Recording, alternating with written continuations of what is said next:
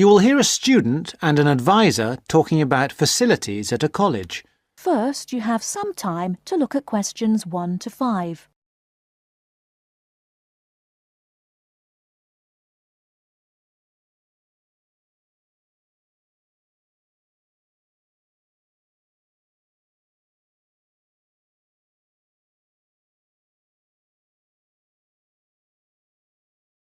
Now we shall begin.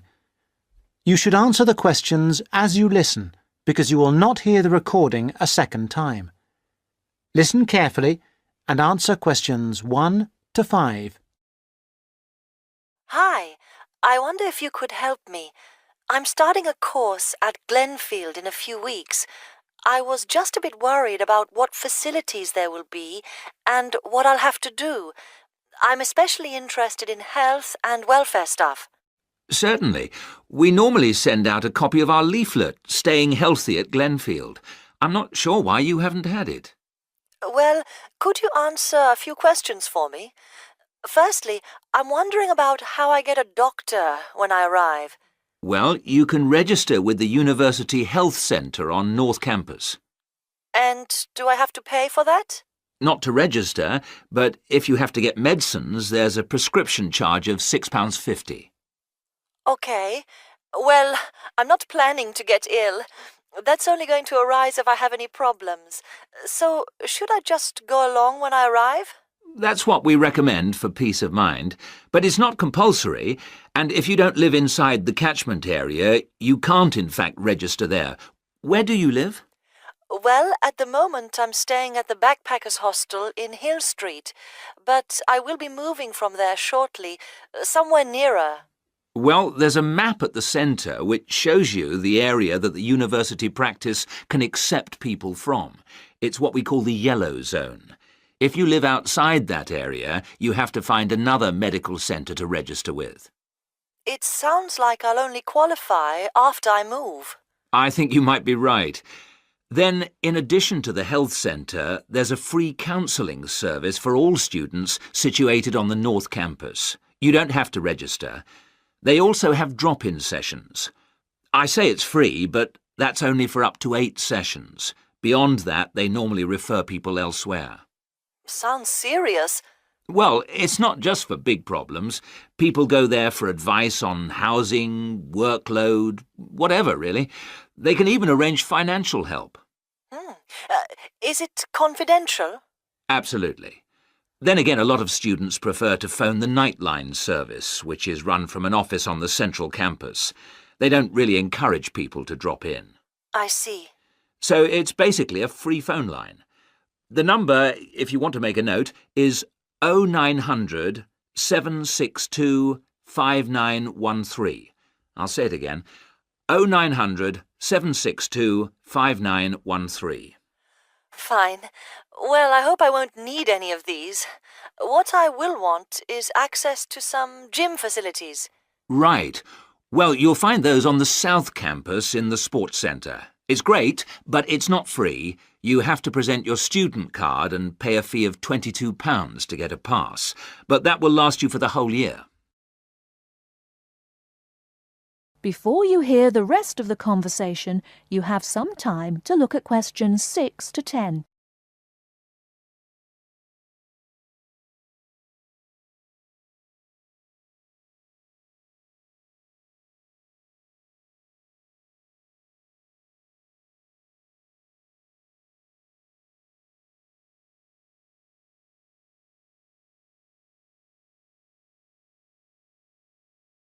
Now listen and answer questions 6 to 10. Is this information on the website? I'm afraid not. I can send you some leaflets or even resend the whole information pack if you give me your details. Could you send the whole information pack, please? Yes, that's fine. I'll have to take down some details. Could you tell me your full name? Sonia Orr. S-O-N-Y... No, I'll spell it. S-O-N-I-A. Then Orr is O-R-R. Orr. OK. And you said you were on Hills Road? Yes, but don't send it there as I'm about to move. I'll give you my new address, which is 22 Winter Gardens. That's Glenfield. And the postcode? Oh, yeah, that's GF23 9BQ. Fine. Now, we're doing a bit of data collection about who uses our services at the moment. Can I just ask a few more questions? Yes, that's fine. OK. If you're an international student, what country are you from? I'm from Switzerland. And how old are you? I'm 24. And finally, which course are you enrolled on? Right, well, that's a bit complicated, since I'm hoping to switch to economics and history. But at the moment... I'm down to do economics and sociology. It's a joint degree. OK, I'll put that. Great. Well, I'll pop the information pack in the post, and you should get it soon. That is the end of part 1. You now have half a minute to check your answers.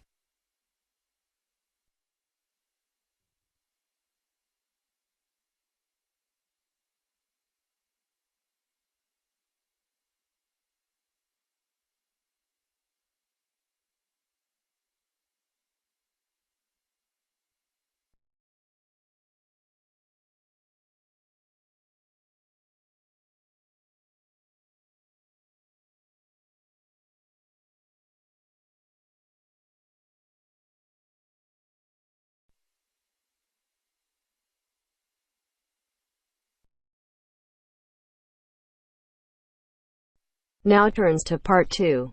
Part 2. You'll hear someone talking to a group of university students. First, you have some time to look at questions 11 to 17.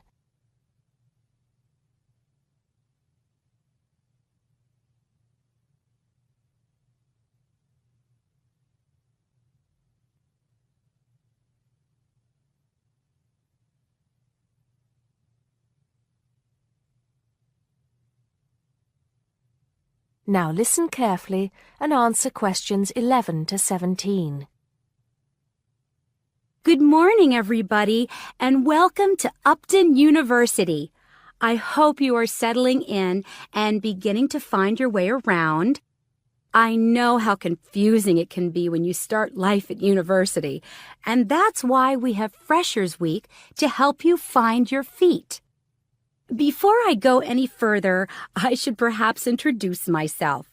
My name is Sally Jackson, and I am the Secretary of the Students' Union, which has organized this week of events for you. You will usually find me in the office on the first floor of this building when I'm not attending lectures. Anyway, down to business. Of course, there are a few things that you are obliged to get done during your first week here. But once you've opened a bank account, if you haven't got one already, seen your director of studies to discuss which courses you are going to take, and signed up with a doctor, there will be plenty of time left to enjoy the events we have arranged for the week. And have we got a lot lined up for you? Throughout the week from Monday to Friday, every morning starting at 10 a.m., there will be orientation and welfare events. These will include tours of the campus, which, as you have probably noticed, is the size of a small town with 9,000 residential students, as well as sessions on developing study skills. We also have tours of Upton itself arranged for you, with a bus leaving from outside this building every afternoon at 5 o'clock. There are a number of interesting things to do and see in and around Upton, so you can expect visits to the castle and museum as well as the popular Ghost Walk. You'll need to sign up for this one, as numbers are limited. Just put your name on the list on the notice board in the entrance lobby. An important event is scheduled for Monday, that's the day after tomorrow, when we will be holding the academic fair. This is an opportunity for you to speak to students and academic staff about the courses that are on offer. The academic fair starts at 1 o'clock, by the way. There are a couple of other fairs that I think will interest you. First of all, we have the Societies Fair on Tuesday the 16th, which I think is an absolute must. You might not believe it, but the university has over 150 societies and sports clubs you can sign up for, so you are sure to find something of interest to you. That also starts at 1 o'clock, and it will be here in the Union Building. Also in this building is the Trade Fair on Wednesday from 2 until 5 in the afternoon. This one might sound a bit strange because you will find a load of banks and other businesses here trying to get your custom. You will find plenty of bargains and, best of all, a lot of the businesses give away stuff for free. Before you hear the rest of the talk, you have some time to look at questions 18 to 20.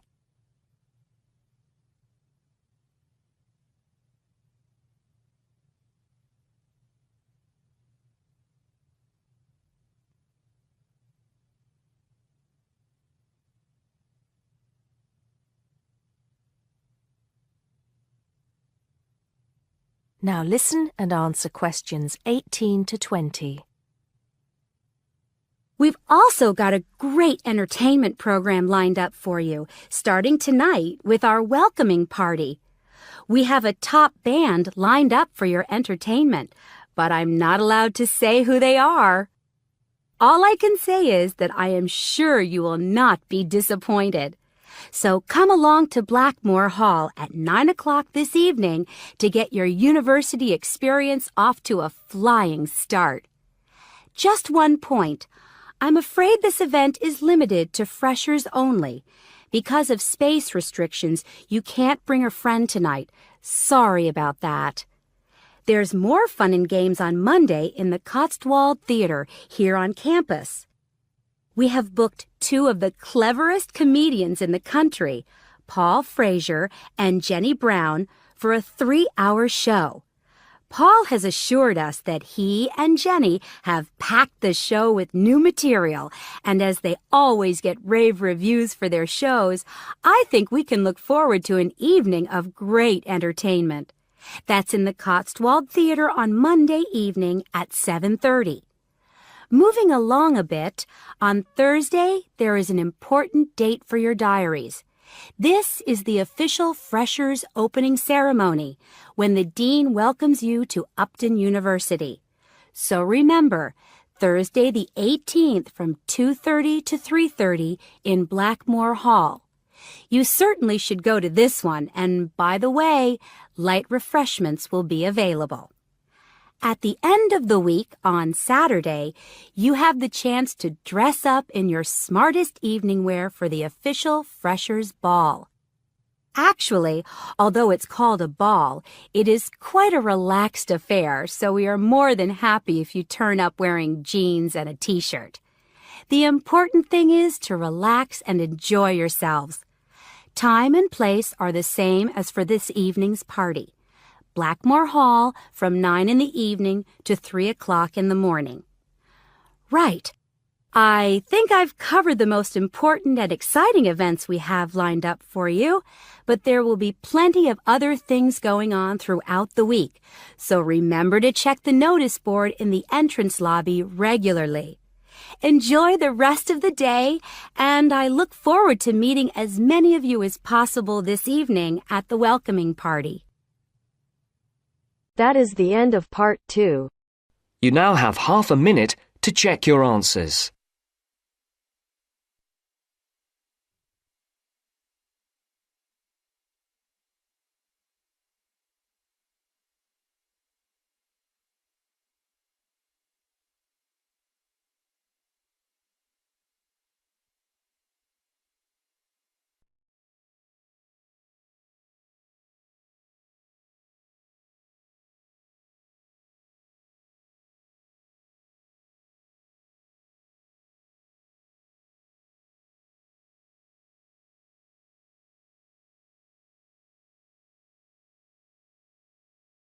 Methods course. A girl called Leela and a boy called Jake having a seminar with their tutor. Now you have some time to look at questions 21 to 24.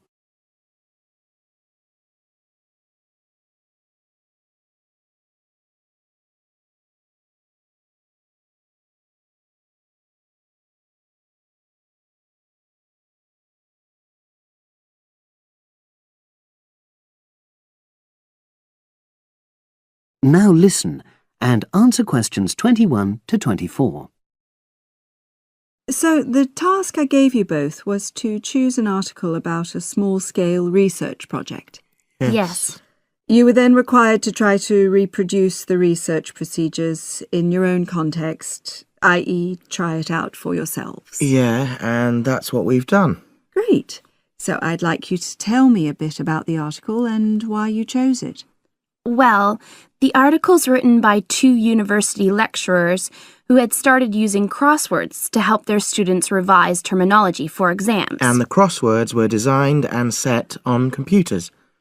And we selected the article because, well, it seemed an accessible topic, even though we weren't familiar with the technique. You know, using IT to design crosswords for higher education. That's a good reason. So these lecturers wanted to see how well this innovation was received by their students. Yes. So how did you go about reproducing the research? Well, we drew up a list of terms from one of our own modules and designed a crossword for revising these terms. Then we asked our classmates to try out the crossword and give us feedback, their opinions on how they felt about using the technique.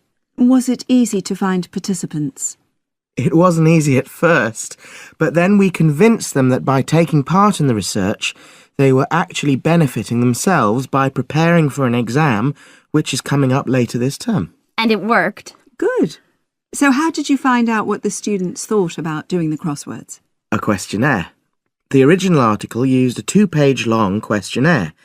There were lots of excellent questions on it, but the whole section on difficulties using IT is now obsolete. Old-fashioned even though it had only been written a couple of years ago. So you designed a shorter version? Yeah. Then we sent it to the 40 students by email and got 28 replies. I was taken aback by the fact that everybody we talked to thought this was a good return. I mean, the responses were well written. People had taken a lot of care, but I was really disappointed with the low numbers. Yes, an important lesson to learn for an apprentice researcher. Yeah. Now you have some time to look at questions 25 to 30.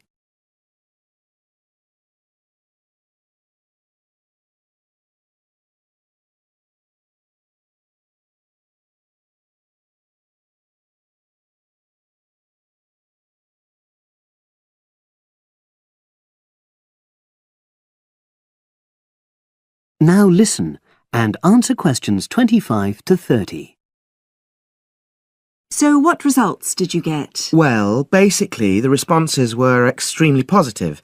The students said that doing the crossword on a computer helped them really focus on the work in hand and not be distracted, which is something that commonly happens with other ways of doing revision.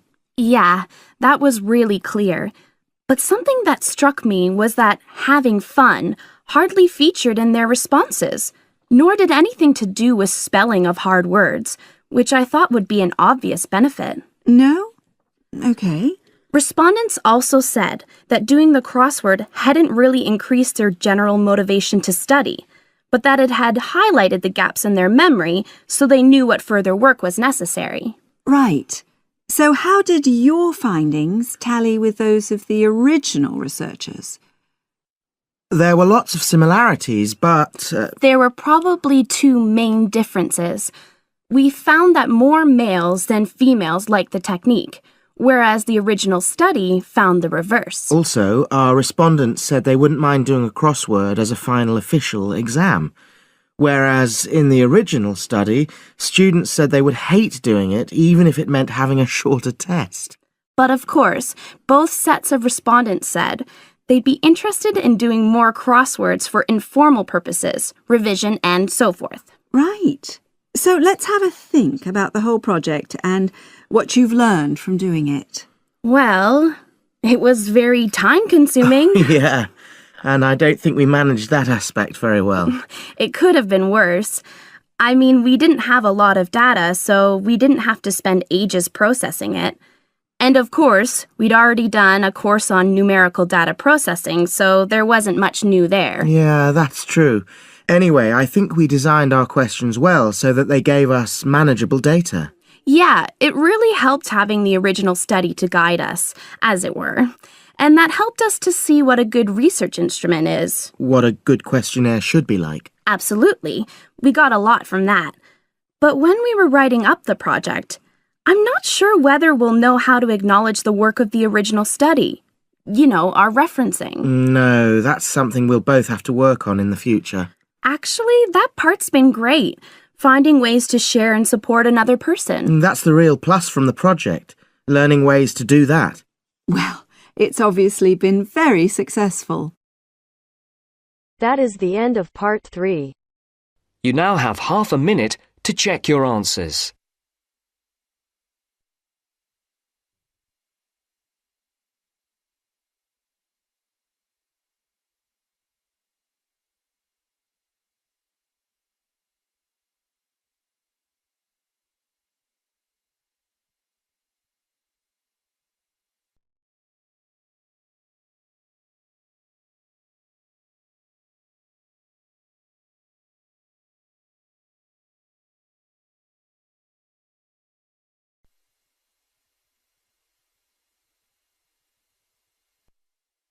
Now turns to part 4. Part 4. You are going to hear a lecture about the geographic information about Australia. You now have some time to read questions 31 to 40.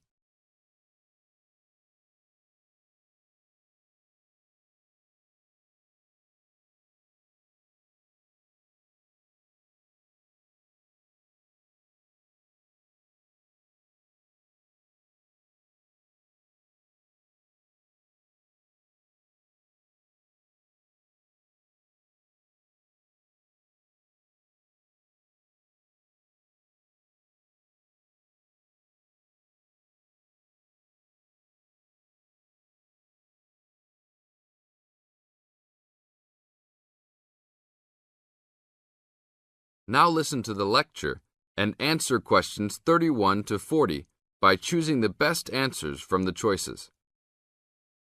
Good morning, everybody. We'll continue to look at Australia, and today look at one of its greatest natural challenges, water for the agricultural sector.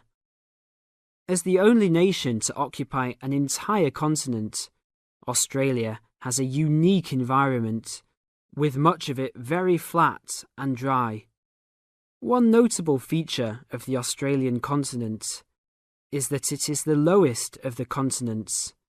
The average elevation is less than 300 metres, compared with the world's mean of 700 metres, and its highest mountain is only 2,228 metres, so it is overall a very flat country. It is also dry. In fact, Australia is the driest, after Antarctica, of the continents. Yet Australia has extremes of climate and topography. There are rainforests and vast plains in the north, snowfields in the southeast, deserts in the centre, and fertile croplands in the east, south, and southwest. And Australia contains some of the wettest areas on Earth. In western Tasmania and on the northern Queensland coast. But half of the continent has an annual rainfall of less than 300 millimetres each year, and only 20% has more than 600 millimetres each year. A major problem is that the limited water resources do not match up with where water is consumed. The major water resources are in northern Australia and Tasmania, whereas most of the agriculture and people are in southeastern mainland Australia. The agricultural sector is the largest consumer of both self-extracted and main-supplied water, using over 70% of total net water consumption. Electricity and gas supply, and water, sewerage and drainage services use notable amounts of self-extracted water. However, net consumption in the household sector is the lowest, just 8% of total net water used. Australia's water use increased by 25% over the decade between the mid-1980s and mid-1990s. Much of this increase was due to irrigated agriculture, which, as noted earlier, accounts for over 70% of national water demand. Since the mid-1990s, the growth and profitability of irrigated agriculture has outstripped the dryland agriculture sector. Irrigated commodities contributed almost a third of total farm exports in the mid-1990s. The results of a special government report in 2000 showed that if today's water use arrangements continue, the water needs of the rural industries will outstrip water availability by about 2020. Irrigated agriculture, Australia's major water-using sector, would be seriously affected by the shortfall. And although groundwater underlies large areas of Australia, it accounts for only 4% of water use. So, clearly, apart from water for households, which mainly comes from dams or rivers, it is the rural sector where efforts towards water conservation are particularly directed. In this sector, the largest consumers of water are the meat and wool industries. One of the major problems in considering sustainable agriculture is the large amounts of irrigated water used to produce these products. Some of the crops, such as wheat, maize, and soybeans, also use a lot of water. Furthermore, many crops are grown in dry areas, where up to half the available water evaporates from the soil surface or seeps down too low into the ground for the plant roots to reach it. Well, that's all we have time for this morning. You will be able to do further study on this topic in the library, and I have a handout here with references for those who want to come out to the front to collect it. Next week, we'll look at outback farming and... That is the end of part 4. You now have half a minute to check your answers.